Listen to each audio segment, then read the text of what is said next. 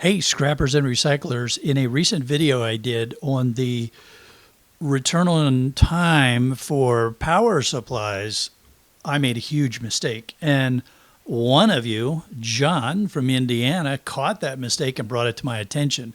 And it's bigger than you might think, even though the number's pretty small. So come on, let's dive in and let Geek Shark fess up. First, let's watch the section from the original video where the mistake was made, or that caused the mistake. And the other ends, which are probably brass, and I'm going to throw into my low-grade board pile 1.72. What John noticed was that when I was in the spreadsheets, we did not deduct the 1.44 pounds for the bin. And the mistake occurred because when I recorded this in my hand notes, I just wrote down 1.72. I forgot to write down the tare weight for the bin. So let's go over and take a look at the spreadsheets and see what a difference that makes. So let's go in and see how these mistakes played out in the calculations from the original video and what the real numbers should be. Now, remember, we're operating in some pretty tight margins anyway, so even little mistakes can make a outside difference. There are three places I've highlighted in yellow where the calculation really takes effect, where you see it. Now, in this spreadsheet, I have fixed the error, so let me show you what the error was. The first iteration was where we cut the wires off of the power supply units. In order to properly account for the weight of the wire with the connector end still on, which was what we tried to do in this first iteration, I had to add those weights back in.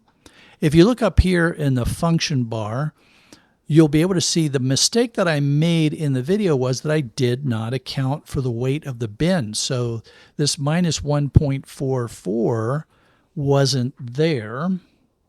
And so what we ended up with was a mistake on the weight. Now, you see I have 1.72 plus 0.02. That 0.02 was the connector end that was still stuck to the wire that got hung up in the big cable cutter earlier in the video. This mistake made it look like we made $12.74 or a profit of $1.17, and that carried through for the rest of the calculations, when in fact, if we had deducted the 1.44 for the bin the way we should have, what we would have seen is that we lost 55 cents. By the way, when you see these numbers in parens, that's a common way that spreadsheets will show a negative number instead of putting a minus sign in front of it. So we lost 55 cents. If we go down to the next iteration where we were accounting for each of the connector ends separately, we go into the affected cell. And in the video, I failed to remove the weight of the bin, so we ended up with 1.74. Again, it artificially inflated the numbers.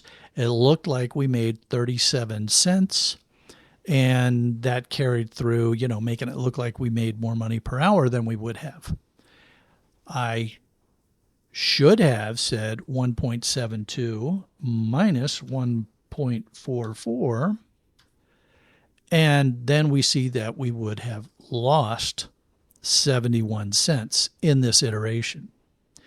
The third and final place that the error came through was because this number would have been the same as the previous one. All I did was link this cell up here to this one.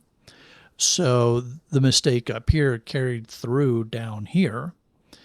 When I remove or put the mistake back in again, you see that it again artificially inflates this number, and it looks like we made 78 cents more than what we really should have. Let's go back up here. Let's put the mistake back, or put the weight in for the bin. In other words, let's correct my mistake. And we end up with the accurate number that says that we lost 30 cents by doing all of this work. However, this is where it makes a big difference, because in this iteration, we're not paying to ship shred steel. So, because remember, this final iteration was we were shipping just the boards, the brass ends that we were just talking about, the low grade, and the gold connector ends. Everything else is going to my local yard and is going to cost me about $1 to get it there.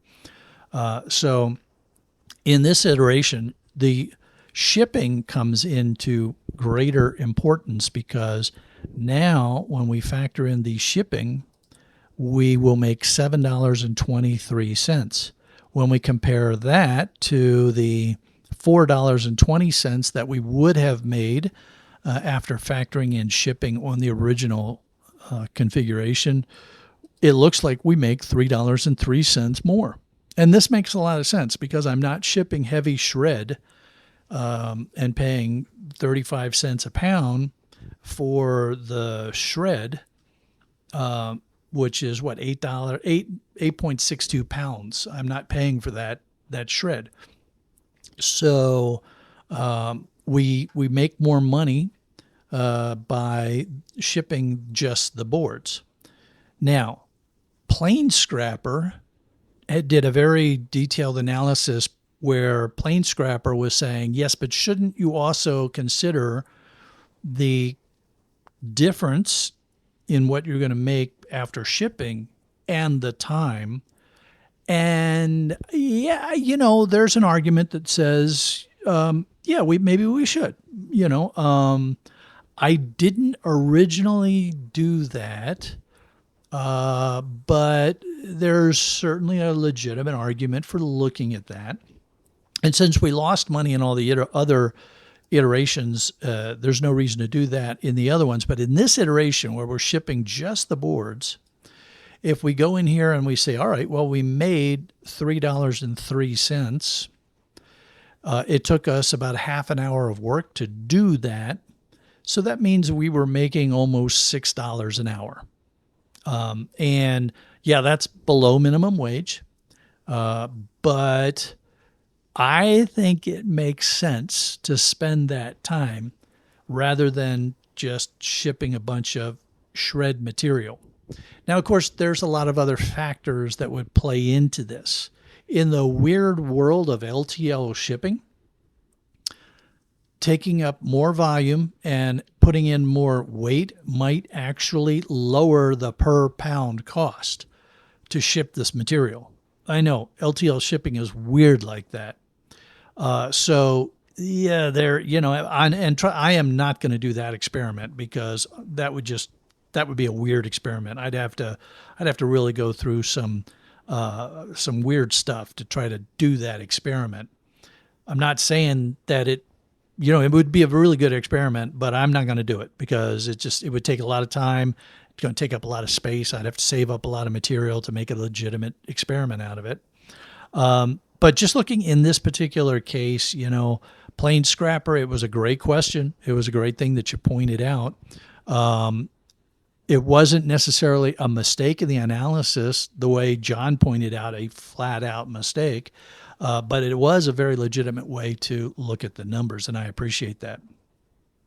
Now, John, to say thank you for finding that critical error that changed all the math, I'm sending you a $10 Dunkin' gift card so that you can get yourself a cup of joe on the Shark. Yeah, I think you might even be able to get a donut or two on that one too. Just a little way for Shark Scrapper to say thank you. Well, actually, Geek Shark to say thank you for finding that mistake. Folks, when you see mistakes in the math, please let me know, because it's really important to me that I put out accurate information. And even though I double check my numbers when I put my videos out, it's really easy to miss your own mistakes. When I was in the Navy, when I was working in the defense industry, I always had a team with me, and we could double and triple check each other's numbers and prevent these kind of mistakes. when you're doing your own thing, it's hard to catch your own mistakes. Even if you wait a day and then go back and look at it, sometimes they still get past you.